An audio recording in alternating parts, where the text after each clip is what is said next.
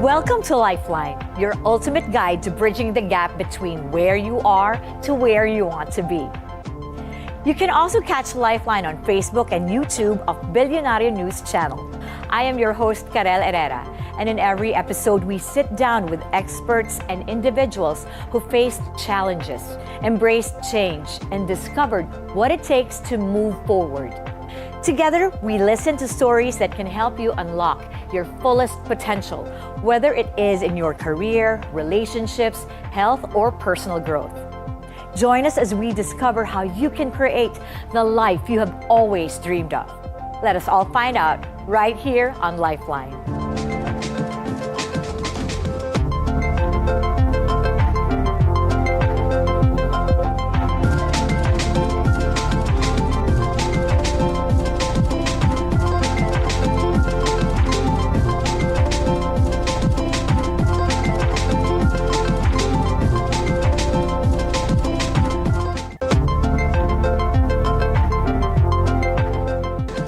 Addict ka ba? Sex, drugs, rock and roll. Para sa karamihan, lyrics lang siya sa isang kanta, but for Reujen Lista, a lifestyle. Lead guitarist, frontman, living every note like it was his last because he knew it might be. Then came the silence, the hangover that never ended, the terrifying realization he wasn't playing the rock star, he was dying as one. They told him he wouldn't live to see 30. A rock star living fast and dying young, sex, drugs, and a guitar that couldn't drown out the pain. But when the music stopped, Reujen faced a silence more terrifying than any stage fright, the truth.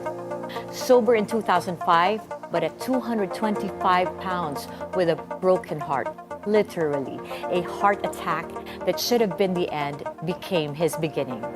But here's the twist no one saw coming. The same man who once chased oblivion in mosh pits would soon chase something far more dangerous.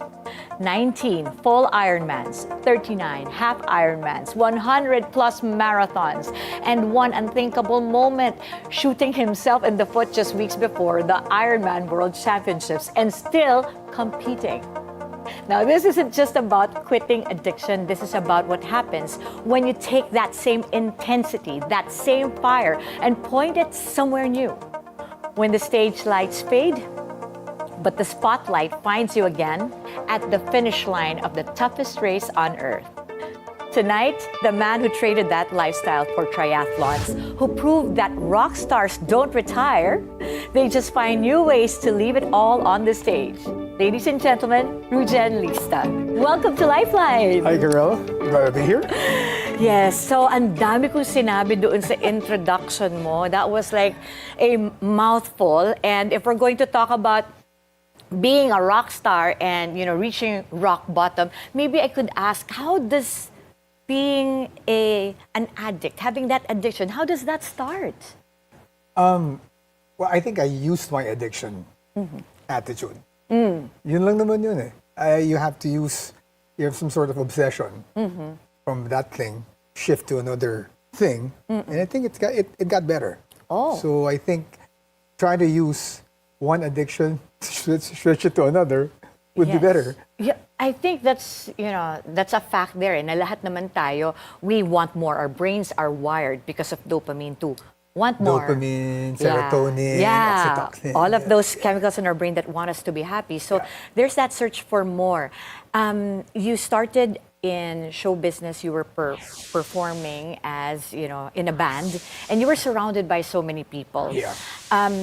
Did your addiction start also because of family or because of just the environment? I think it's more curiosity. Curiosity. It's like that. Some people say that there's some family issues before when you were growing up, but I lived a very, very happy family life. And I think it was just the environment.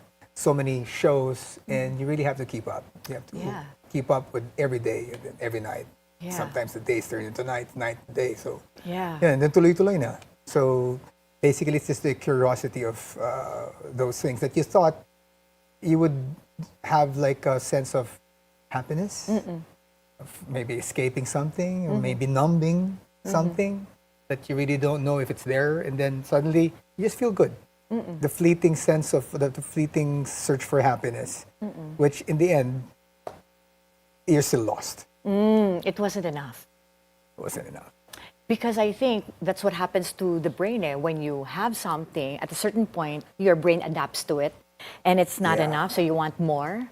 Did it happen to you that way? Na the bigger the drug, and then you wanted some more, and the higher high, were you seeking that? It's like that. Sometimes you start, ganun naman na yun, lahat, di ba? Like in the marathon. Okay. You don't really train at the marathon. You just train like 5K muna. Okay. And then 10K. And you get better at 21K. And then suddenly, you're starting to do something bigger like a marathon. Yeah, Same with other things. Same with exercise. that's right. And same with drugs. You start, alam mo yung kantang, nagsimula sa patikim-tikim. Yun yun. Yes. Yun yun. And then Oo. patikim-tikim. Yeah. Sometimes hindi ka bumibili. And then sometimes then you start to buy. You don't have money to buy. Sometimes, most of the time you steal. Yes. You Oh, hurt wow. people. You steal things. You lie.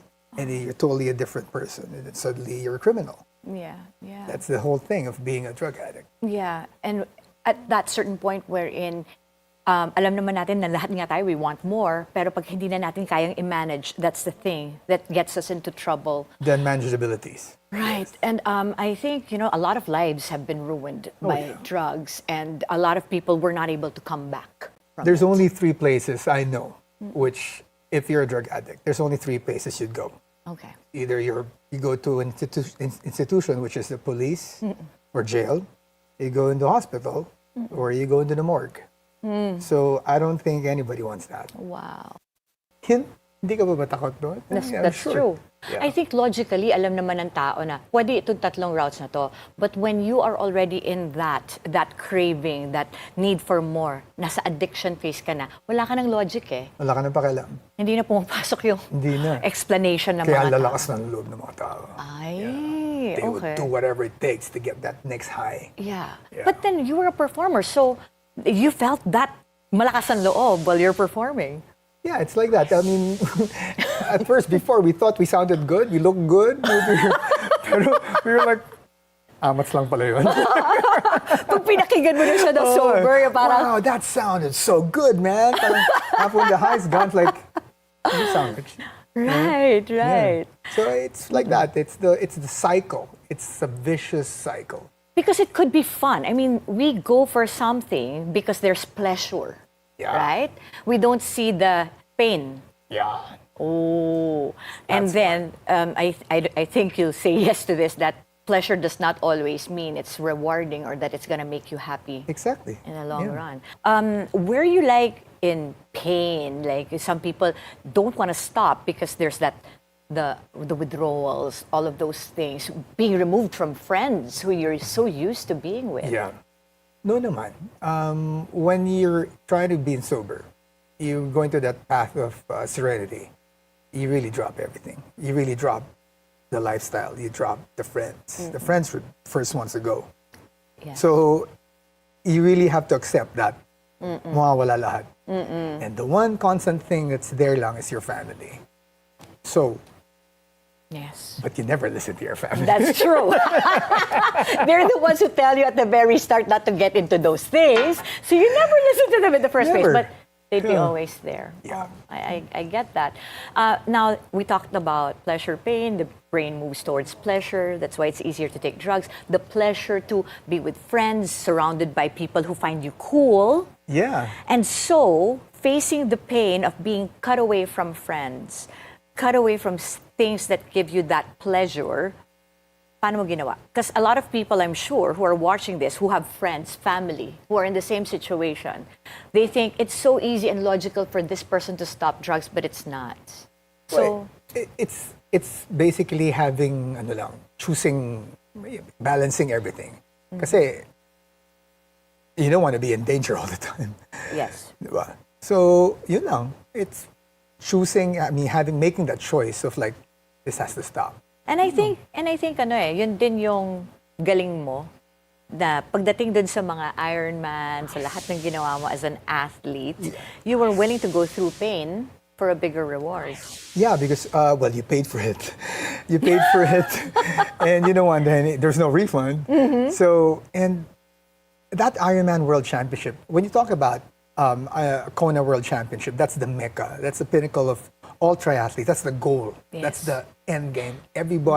Everyone wants to be in that championship, and to be. You can only go there by being really fast, being lucky, or just being having lots of money. So, having to reach that championship, you would take out everything. Even if you shoot, I literally shot myself in the foot. I broke my left shoulder. Oh, wow. While having, so I swam with one shoulder and I ran with one leg, and I still finished it. Alam mo naman, my motto has been walang mahirap sa mayabang eh. So kailangan kahit anong obstacles. Hindi naman sa mayabang na what you have, where you went to, what you're eating. It's mahihiya ka na hindi mo nagawa. Kasi, Yes. kailangan mayabang ka eh. Kasi Correct. gagawin ko to whatever it takes. And that's how I got to all those phases in my life. That pride, that yabang. I think parang klaro ka dun sa taong gusto mong maging, the person you want to be. Yes. And that is, this is who I am. It's an insult if I don't do that. Exactly. And then you turn on TV, you're looking out, ako nga, one pinky toe lang natanggal and they put it back. But you see, a lot of really strong athletes now, walang kamay. Walang dalawang kamay. Correct. Walang paa. Correct. How is he competing in a triathlon which he would swim, bike, and run? So what's your excuse? Correct. So, parang, sila nga, kaya nila eh. Ikaw, isang toe lang yung tanggal sa'yo, isang baligan. So, you have no excuse. If you really want something to be done, you really have to say yes. You have to be committed.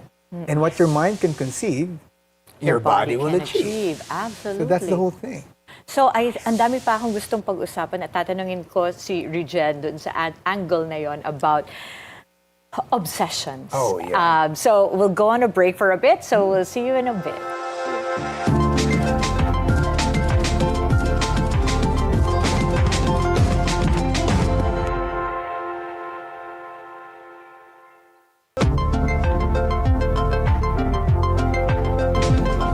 Welcome back to Lifeline. Now, I'm going to show a very interesting survey. I did a survey on our audience members and I asked them this question about how they feel towards addicts. Because I'm sure, meron yung mga kaibigan, kamag-anak, you know. So, ano yung general feeling? And if you could see here, ayan. Yung mga malalaking words, yan yung pinakamaraming sagot ng mga respondents. So, ang lumalabas na tatlo, na pinakamalaki would be pity, scared, sad. Now, parang fourth is fear and compassion, I think, ranked there. So, did you feel any of these from people during that time? You know what? If you're a drug addict, you don't really care. You know, I always thought that, That's like true. people are entitled to their own opinion. Yes, Hindi yes. ka naman pinapakain ng mga yan. And hindi ka naman, you don't really care. So, you don't care. People are, they say whatever you want, Yeah, because you're just there. You're focused. You're just yourself. It's Yeah. like everybody's your, unless you're talking to your source. Okay. And even if it's family, because I know this, I have a family member who went through addiction and we were scared. Every time I see him, I'm scared. Every time the phone rings, I'm scared. Is he in with the cops again, Exactly. I'm scared. And of course, I'm sad. And you don't want that to happen to your family. Yes. You don't want your family to go through that. Yes. And If you really have the sense, if you have some small sense pa of some sense in you that Conscience, ganon. Yeah. Kasi I always believe that there's still good in everyone. yeah. I mean, we were born bad. No one is. So if you have, family, friends, and they tell you, Rouge, I have someone in my life who's going through drug addiction and, some form of addiction. What can we do to help? Because naaawa kami. We're sad for them. What can family members do? Your family's always been there, you said, but Yeah. what works? It works with different methods. Okay. The one I took was to go to rehab. I checked myself into rehab alone, and that's the thing that worked. And then I escaped after a month. I escaped. And I was mayabang na. I was like, they don't want to catch me. Kaya mo na to eh. Yeah, kaya ko na. Cured na ako eh. Hindi ka na But there's no kailangan. cure for that. There's no cure for that. Once an addict, you're always an addict. Yeah. So I really believe that there's no cure for that. So might as well, wala palang cure. Eh. Yeah, and So you might did as- the work. Might as well use this. I mean, Yeah. if you go to 12-step rehab, like first you accept that you're powerless over your addiction. Yeah. Your life should become unmanageable. So that working that 12 steps is so damn hard. Wow. It's like Bill W. came up with this 12-step, and then he got concepts of Christianity, Buddhism, Mahavishnu, and everything, and puts it together. in one thing. But to live those steps It's hard. authentically, it's really hard. So you don't have to change yourself, just shift your addiction. And this is what I did. That's what you did. So you got out and did the work on yourself. But first thing you have to do is stop the drugs. Yeah. Stop the alcohol. Nakatulong din siguro yung pulling you out of the environment first and foremost, just to detox and clean. Because I think that's the problem with a lot of people. They want to stop, but they don't remove themselves from the environment. Yeah. And then sometimes you miss your friends, but sometimes you just show them. In my case, all my friends were still doing drugs. And then that's the time they saw, hey, how come this guy is not doing drugs and he's still here with us? Yeah, So ang they galing. figured out the way, and then they went into rehab. Wow. You Na-inspire sila don't doon. really force someone to, hey, you have to check yourself in. That's right. You said it's a shift. You shifted your Shifted. obsession, and some people do that. They shift from addiction to faith. They To become faith. ministers. They become pastors, right? That's the first thing, actually. Okay. When you, a lot of people, they turn into faith. You have to hold on to something. Hold on to something that you think would take you out of that Yes. state. Yes. And faith is the number one thing. Right. Right. I was just crazy enough to do a lot of weird stuff because I gained weight. 225 pounds is not, for a guy Yeah. 5'8", I mean, 225 pounds is not, so it's a heavy thing. But then it's also a possible na nag-transfer doon from the addiction to the drugs. It became food. It Kaya became ka food. nag-225. First time you can sleep, first time you could eat, parang wow, sarap palang kumain and matulog. Correct. So, and then you gain weight, and that's it. That's why a lot of people, when they stop doing this thing that you've been doing it for, I've been doing it for 25 years. Yeah. And your body got used to that thing, and then suddenly you just stop it, and suddenly bloat, boom, and then you have a heart attack. And then yun. So, kung sino ba may gusto mamatay, di ba? Oo naman. So, yun. So, I have to like think of something that would change my life. So, which is, and then there was a thing in 2009, Ironman. And at that time, I thought Ironman was the hardest. Hindi pala. Okay. Hindi kasi like in the age of ChatGPT and the insatiable need of attention now, Yeah, a lot yeah. of people are making crazier and harder stuff. Yeah. I mean, to challenge, Again, that's the need for to more. challenge the human Yeah. spirit. So I figured, maybe lahat ng mga to drug addict dati. So parang gusto nila to challenge themselves. There was one guy who swam the whole Iceland for 1,000 miles nonstop. There was a girl last 2 weeks ago who just ran 1,000 kilometers in 12 days. Yeah. And they're just like, in many of, it's the, to challenge the human spirit to do Yes. something bigger than Yes, themselves. and you're right there na lahat siguro yon addict because of dopamine nga. And The the, dopamine, tendency that chemical is just asking us to have more. And again, pagka nagplateau na yan, it wants and needs more. So more success, more heights, greater Yeah. heights that they need to accomplish.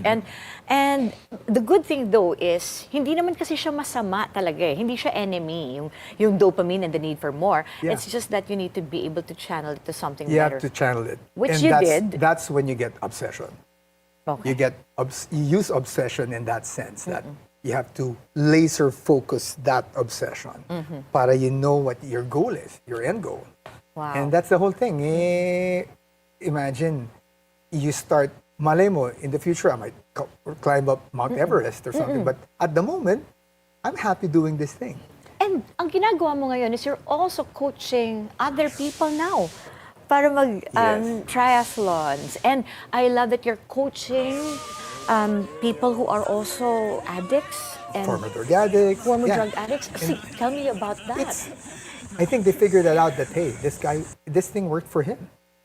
Can I do that too? And then you explain to them. Of course, you start baby steps. Ganun lang naman yun eh. And it's like, oh, sarap pala. But the number one thing is passion. You really can't force this one to like, it's like a chore. You have to do this, you have to do no. They should have the thing inside themselves to find the passion in doing these things. Kailangan gusto mo. Kasi mahirap i-force, ipilit mo eh. Kailangan gusto nila and they think that they love it, they want it because what it does to themselves, physically, emotionally, and maybe, yabang. Right. And you're not just doing this just because of the achievement of, No. I'm being able to do 100 plus marathons. No. It's not that. It's just piled up lang. No, Okay. it's not that. But what It's- is it? What's your meaning and your purpose? It's just the lifestyle, I think. You keep on doing this thing. It's, and then you podium, and then, I was third pala, I was first pala. So, and then when you get older, they have to slow down now. I keep on telling them, bro, it's not biology. That's the issue here. It's psychology. That's right. And the right mentality to, kasi, of course, meron kang injury, ganyan, kasi hindi mo ginagamit, hindi mo ginagawa. But you have to find the passion first to do this. If you want to cycle, if you want to run, if you want to do yoga, anything that would keep you out of that addiction. So the reason why we attend an hour of AA meetings and NA, Narcotics Anonymous meetings, is because to take that 1 hour out of addiction, that mindset. Imagine if you can shift that to an hour of exercise. Right. And that's better. Right. And then you get addicted, you get 2 hours of exercise. Right. So it's the more and more, and then you end up the whole day, you didn't think about addiction because you were too busy Correct. training. Yun eh, you're too busy doing other things that's Yeah. more meaningful na bakit ko kailangan yan? And you know that if you do take those things, it can also harm your health, which is, ito yung tinitrain mo para sa competition. Exactly. Tapos hindi mo pala alam. And then, yun lang. And then, gumagaling ka, bumibilis ka. Like, I grew up in Don Bosco and they say that idleness is the workshop of the devil. Yes. So dapat, parati kang gumagala, parati kang, and then once you stop movement, that's where depression comes. When you don't move, when you're too comfortable in your chair, that's where all the problems come in. I've been telling my students to be comfortable being uncomfortable. That's right. So kailangan silang masanay sa mahirap. The discomfort and the pain, they are necessary. Exactly. Okay, so, I have so many things to ask, but siguro yung one last na lang kasi parang bitin na bitin tong conversation. Bitin Alam eh. kong marami tayong pwede pang pag-usapan tungkol dito. But, Reujen, what is your lifeline? If you were to give that lifeline to other people who have gone through or are going through addiction, what could be your advice? My advice to them is, I'll just tell them life is beautiful. If you think that life is beautiful, that there's always hope. There's always hope in something for the better. Kasi, it's not worth living if you lose hope. Eh. Hope that sometimes there's something better tomorrow. So, of course, we don't know what will happen tomorrow, but then again, you just live for today. And you just get through the day being hopeful. And tomorrow, you wake up in the morning and you thank God that you're awake and you try to affect change, baby steps. And hopefully when you try to change yourself, you try to change someone else's life. And then they try to do it another way, so multiply and then ripple effect. So everybody, that's how you change the world. Now that you're sober, do you appreciate family more Yeah. and the things you have? You're more focused, you're more thinking about the connections of everybody, not just your family, but friends, everyone. So, They